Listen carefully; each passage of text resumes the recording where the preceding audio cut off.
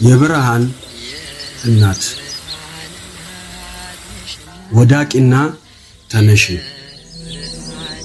እንደ መብረቅ ከሰማይ የወደቀው ሩቅ ውዱቅ የተራቆተ የወደቀ የሆነው ዲያብሎስ እርሱና ሰራዊቱ በቀደመው ወራት ያልተሰጣቸውን ሽተው በድለው ከየነገዳቸው ከክብራቸው ተዋርደው ጸጋቸው ተገፎ ወደቁ። እነሱ ከሰማይ ወደ ምድር በወደቁትና በተዋረዱበት ወቅት ጨርሶ ከመላእክት ወገን ያልሆነ ሌላ እጅግ ያማረ የተዋበ ፍጥረት በፍጥነት ወደ ፍጹምነት ክብር ሲገሰግስ ሰይጣን ተመለከተ። ወዳቂው ዲያብሎስ ተነሺውን አዳም በክብር ከፍ ከፍ ሲል ተመለከተው። በቅንዓት እሳትም ተንገበገበ። በአምላኩ አርአያና አምሳያ የተፈጠረው ከምድር አፈር ተገኝቶ ከመላእክት እጅግ በጥቂት የሚያንስ ታናሽ ሲሆን ታላቅ የሆነ ግሩምና ድንቅ ፍጥረት ሲያይ የወደቀው መልአክ ተቆጣ፣ በሰው መፈጠርም ቀና።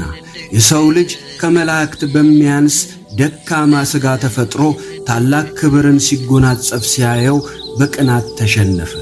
ሊገዳደረውም በማይችለው በፈጣሪ ላይ እንኳን ለመቅናት ድፍረት የነበረው ዲያብሎስ አዳምን ሲያይ ለአንተማ አላንስም በሚል ትዕቢት በቅናት ተነሳ።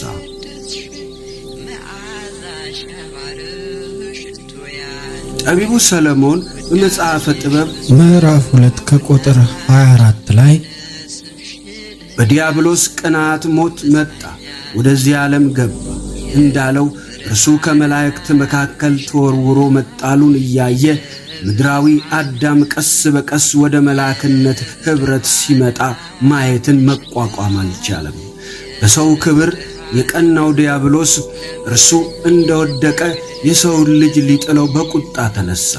ወደ ሔዋን መጥቶ አሳቢ መስሎ ሲያታላት እንደ እግዚአብሔር እንዳትሆኑ ብሎ ዋሸ እንጂ ሰይጣንስ የፈለገው የሰው ልጆችን እንደ እግዚአብሔር እንድንሆን ሳይሆን እንደ እርሱ እንድንሆን ነበር። እርሱ አምላክ መሆን እንደሻተ እንድንሻ፣ እርሱ እንደተዋረደ እንድንዋረድ፣ እርሱ ከስፍራው እንደተባረረ እንድንባረር፣ እርሱ እንደተራቆተ እንድንራቆት አስቦና አቅዶ ነበር። ይህንንም አሳክቶታል። ለእግዚአብሔር ባለመታዘዝ እግዚአብሔርን ትሆናላችሁ ሲል አምነን ተቀበልነው እንጂ እርሱስ እየሸነገለን ነበር። እውነት ከአፉ አይወጣም እንጂ እርግጡን ቢናገር ኖሮ ትክክለኛው ሐሳቡ እንደ እግዚአብሔር እንድትሆኑ ከዛፉ ፍሬ ብሉ ሳይሆን እንደ እኔ እንድትሆኑ ከዛፉ ፍሬ ብሉ ነበር። ሊመክረን የመጣው ወዶን ሳይሆን ጠልቶን ነበረ።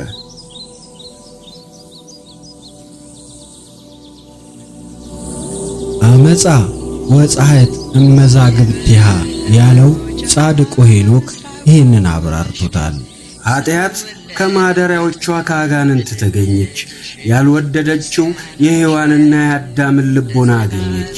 ዝናብ በምድረ በዳ ጠል በተጠማች ምድር እንዲያድር እርሷም በእነርሱ አደረች። ኃጢአት ከማደሪያዎቿ ከአጋንንት ተገኘች የሚለው ቃል ሰይጣን በራሱ ኃጢአትን የፈጠረ ኃጢአተኛ መሆኑን ያሳያል። ምክንያቱም ድንጋይ ከድንጋይ ሲጋጭ እሳት እንደሚፈጥር ሰይጣን ኃጢአትን ከራሱ አመነጨ እንጂ እርሱን ያሳተው ሌላ ሰይጣን አልነበረም። ሐሰትን ሲናገር ከራሱም ይናገራል ይላል ወንጌል። መጽሐፈ ሄኖክ ምዕራፍ 12 ከቁጥር 3፣ የዮሐንስ ወንጌል ምዕራፍ 8 ከቁጥር 40። ሰይጣን ወደ ሔዋን ለማሳት ሲመጣ በእባብ ሥጋ ተሰውሮ ነበር። ይደንቃል። መጽሐፍ ቅዱስን አስተውሎ ያነበበ ሰው ሰይጣንን እንዲሁ ሲሽለኮለክ የሌሎችን አንደበት እየዞረ ሲዋስና ራሱን ሲደብቅ ያገኘዋል። በባቢሎን ንጉሥ ውስጥ ሲሸሸግ፣ በጢሮስ ንጉሥ ውስጥ ሲያድር፣ በፋርስ መንግሥት አለቃ ተመስሎ ገብርኤልን ሲቋቋም፣ በምድረ በዳ ነፋስ ተመስሎ የኢዮብን ቤት ሲመታና በብሄሞንና ሌዋታን ተመስሎ የኢዮብን ሥጋ ከአጥንቱ በፍርሃት ሲያላቅቅ፣ በአዲስ ኪዳንም አንድ ጊዜ በጴጥሮስ አድሮ አይሁንብህ ሲል አንድ ጊዜ በይሁዳ አድሮ ጌታን ሲያሸጥ፣ በአይሁድ አድሮ ሲያስጨክንና ሲያስገርፍ፣ በብርሃን መልአክ ተመስሎ ራሱን ሲለውጥ፣ በሐናንያ ልብ ገብቶ መንፈስ ቅዱስን ሊያታልል ሲሞክር፣ ጳውሎስን ከአገልግሎቱ ሲያዘገይ፣ ለጳውሎስ የሥጋ መውጊያ ሆኖ ጎኑን ሲወጋው፣ የጢሞቴዎስን ሆድ ሲቆርጥ፣ በማይታዘዙት ልጆች ላይ ተቀምጦ ሲሰራ እንዲሁ እንደተወነና ዘመኑን ፈጀ። የሚገርመው እኛ አልነቃ አልን እንጂ ሰይጣን ለመጣል ለሄደው ትውልድ ለፈተና የሚቀርብበት መንገድ ብዙ ያልተራራቀና ሔዋንን ካሳተበት የፈተና ቅርጽ ብዙም ያልተለየ ነው።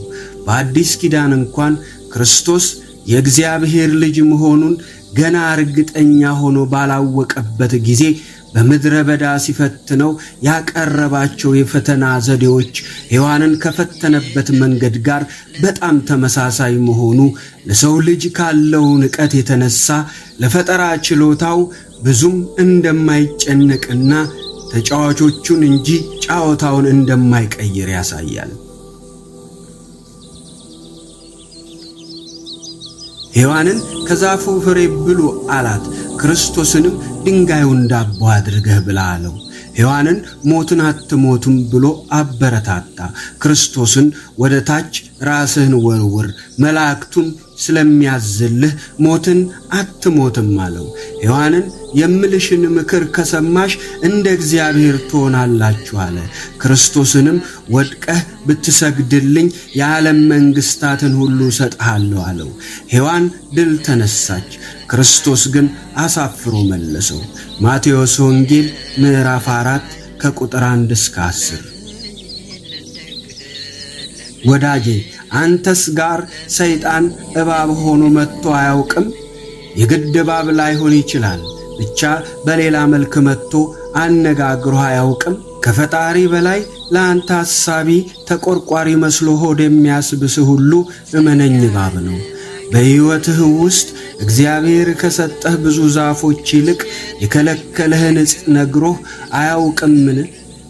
በተሰጠህ ብዙ ነገር ከማመስገን ይልቅ የተከለከለውን ትንሽ ነገር አሳይቶ ሕይወትህን መራራ አድርገህ ከፈጣሪ እንድትጣላ ያደረገህ ሁኔታ ካለ የገነቱ እባብ አንተም ጋር መጥቷል ማለት ነው። በተለይ ኑሮ ገነታዊ ከሆነና ከተደላደልክ እባብ ወደ አንተ እንደሚመጣ ጠብቅ። የምስጋና ሕይወትህን ሊነጥቅህና ያጣኸውን ብቻ የሚያሳይ መነጽር ሊያጠልቅልህ ወደ አንተ ይመጣል።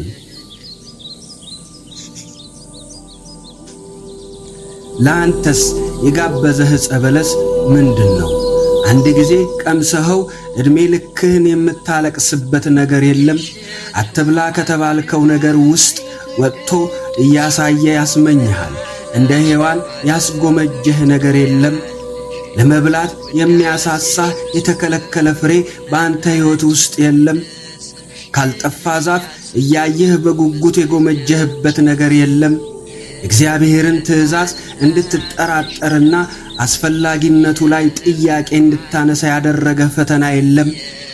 የሰው ሚስት፣ የሰው ባል፣ የሰው ቤት ንብረት፣ የሰው ዕውቀትና ስኬት እያሳየ ያንተ ያልሆነውን እንድትመኝ የሚያደርግ ፈተና በአንተ ሕይወት ከመጣ እመነኝ የቀደመው እባብ ወደ አንተ ጎራ ብሏል።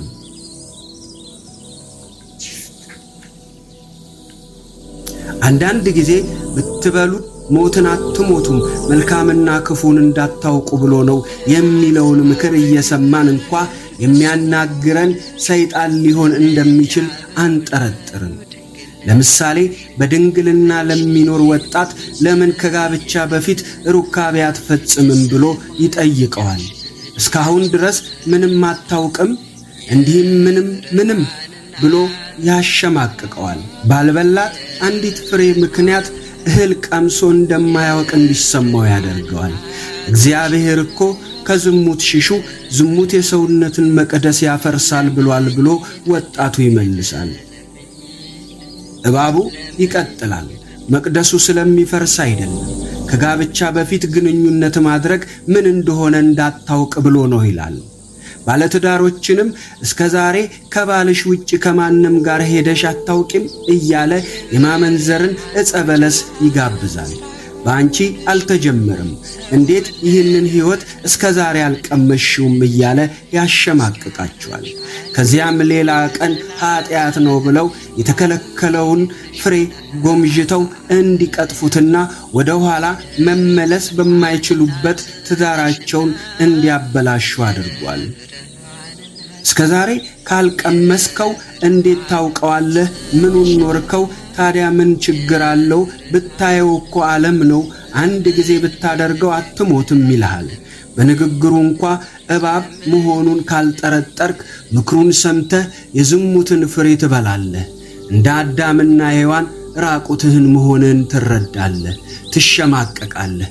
ከዚያም ሲጫወትብህ ይኖራል። ብዙ ታዳጊ ወጣቶችን በዚህ መንገድ ወደ ስካርና ሱስ፣ ወደ አደንዛዥ ዕፅ በባርነት የከተተው ሔዋንን ባናገረበት መንገድ እያናገረ ነው።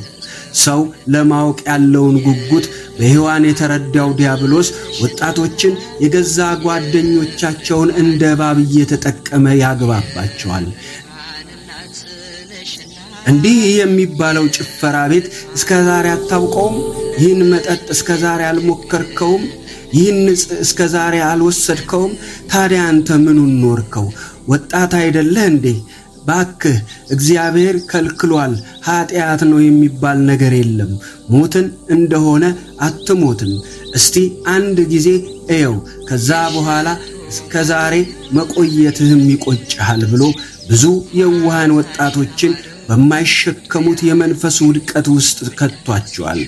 በመጠጥና በሌሎች ነገሮች ሱስ ዛፍ ውስጥ ራሳቸውን ደብቀው አዳም ሆይ ወዴት ነህ ብሎ ፈጣሪ ሲጠራቸው ራቁቴን ስለሆኑ ፈራሁ ተሸሸግሁም የሚሉ የእባብ መርዝ ምስኪን ሰለባዎች ብዙ ናቸው።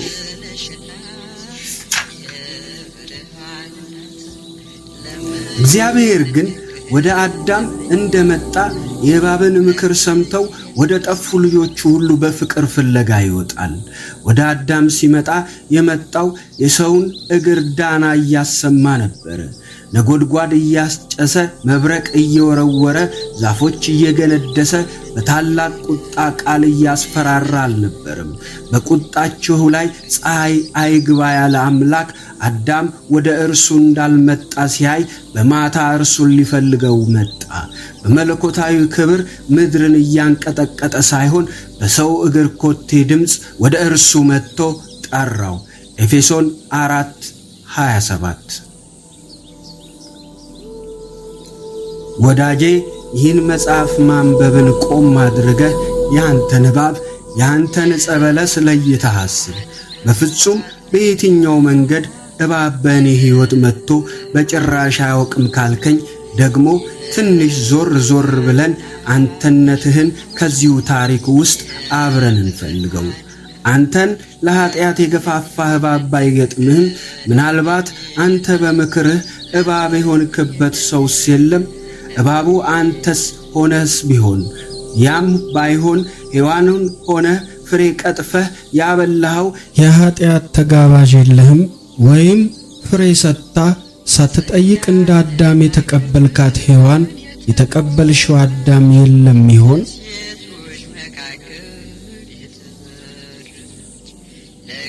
እባብንም ሔዋንንም አዳምንም ሆኜ አላውቅም ካልከኝ ግን ያንተ ቦታ ለመጨረሻ ጊዜ ልናገር።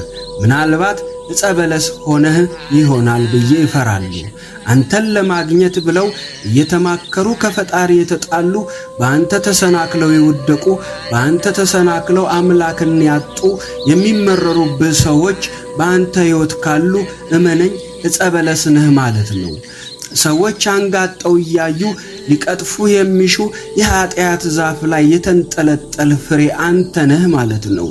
ጌታ በኢያሪኮ ዛፍ ላይ በፍቅሩ እንደቀጠፈው ቁመት አጭር ፍሬ እንደ ዘኬዎስ ከዛፉ ውረድ ብሎ ለቤትህ መዳን ያደርግልህ እንጂ ሌላ ምን እላለሁ?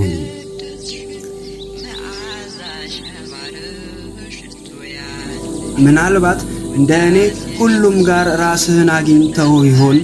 ሰኞ እባብ፣ ማክሰኞ በለስ፣ ሮብ አዳም፣ ሐሙስ ሔዋን እየሆንክ ትኖር ከሆነ እመነኝ ከአዳምና ከሔዋን የበለጠ ምሕረትን የምንሻው እኔና አንተ ነን።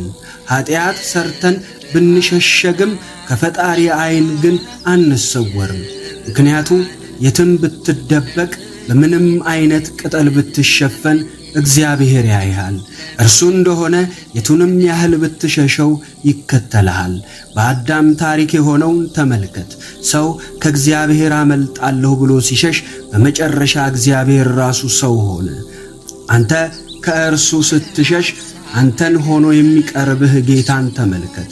ከራሳችን መሸሽ መቼም አንችልምና አምላካችን ለእኛ ከእኛ የሚቀርብ አምላክ ነው። በገነት ዛፎች መካከል እንደነበረው አዳም እርቃንህን መሆንህን አስታውስ። እርቃኔን አልቀረሁም ካልክ ደግሞ ጎስቋላና ምስኪንም ድሃም እውርም የተራቆትህ መሆንህን ስለማታውቅ ባለጠጋ እንድትሆን በእሳት የነጠረውን ወርቅ ተጎናጽፈህም የራቁትህን አፍረት እንዳይገለጥ ነጭ ልብስን እንድታይም ዓይኖችህን የምትኳለውን ኩል ከእኔ ትገዛ ዘንድ እመክርሃለሁ። እንግዲህ ከወዴት እንደወደቅህ አስብ፣ ንስሐ ግባ። የዮሐንስ ራእይ ምዕራፍ 2 ከቁጥር 5 እንዲሁም የዮሐንስ ራእይ ምዕራፍ 3 ከቁጥር 18።